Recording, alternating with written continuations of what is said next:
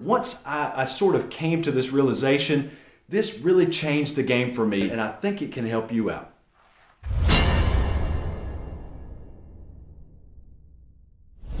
Hey everybody, welcome back to Golf Test Dummy, the channel where I use my game to help your game. And if you haven't seen any of my videos before, you haven't seen any of my content, this is your very first time, let me explain a little bit about who I am, what I do, and what you can expect on this channel. Now, over the course of a little over 2 years since this channel was created, I've tried different swing methods. I've tried a ton of different drills, different things to try and help my game. And in the course of doing so, I'm trying to help you with your game as well by being your personal golf test dummy. Also do reviews on equipment like golf balls, golf clubs, different sorts of training aids, anything like that that I can think of to try and give everyone out there a little bit more insight, mainly trying to figure out what types of things have promise and what doesn't. But as a whole, what I'm trying to do here is save you money, save you time, and trying to come up with the easiest, most repeatable, simplest swing I can come up with based on the years of work that I've done and taking the best elements of the things that I found and trying to put them all together to create one very simple, very easy swing that works for me and hopefully inspires you to do the same and maybe even take some of the pieces of the things that I use here and put them into your game. The biggest thing, and this seems so elementary. I think we know it, but maybe we don't really understand it. And I think it's so important to grasp this before you go any further down any path. You need to have this reality check. The people that you see on TV, the PGA guys, the European Tour players, the LPGA, they have a natural raw ability that helped them out in the very beginning. And most of them started from a very young age. I was not one of the people that started at a very young age and had the benefit of having my motor skills develop with a golf club in my hand from the age of 2 years old, which a lot of these people now that you see on TV, they have that advantage. Another big advantage that the pros have at their level is that they've got unlimited amounts of time to work on their game. They can go out every day, 12 hours a day, they can hit unlimited number of golf balls and just work on nothing but perfecting their golf swing. I mean, they can work on every facet of the game for hours and hours every day without end. Another big thing that separates us average players, us amateur players from the pros is that they have coaches. They have a wedge game and a short game coach. They have putting gurus. They have a whole team around them to help them out with TrackMan and getting custom fit clubs and nutritional advice and workout coaches. They have psychiatrists to help them, sports psychologists to help them with all of their mental issues. They have strategic game coaches that help them with their strategy on course. They have caddies walking along with them to help them stay grounded, to help keep their feet on the ground, to help them pick the right club, to help them verify that the yardage that they're looking at is correct, the break in the putt is left to right, 1.5 cups. All of these things, they have every advantage afforded to them in their entire life is golf. The other thing, I don't know if you've noticed, but ever since Tiger Woods came onto the scene back in '97, there was a lot of just average looking people out on tour. Now all the players you see on tour, at least 95% of them, they look like basketball players and track stars and weightlifters.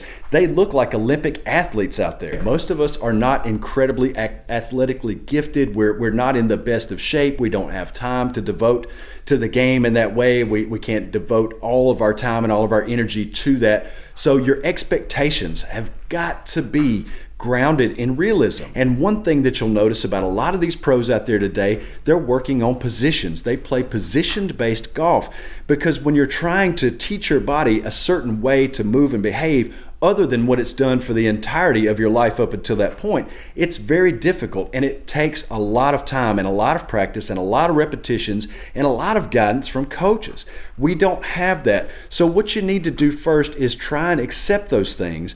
I'm not saying be defeatist. I'm not saying be negative. I'm not saying, oh, well, I'll never be anything. You can play really good golf. And the number one thing that'll help you with is trying to build a swing that's based on very simple things and mechanics that are already inside of your body that you've known how to do since you were 5 years old. Now, a lot of you might say, that's great. It sounds like a great concept. How do I put it into practice?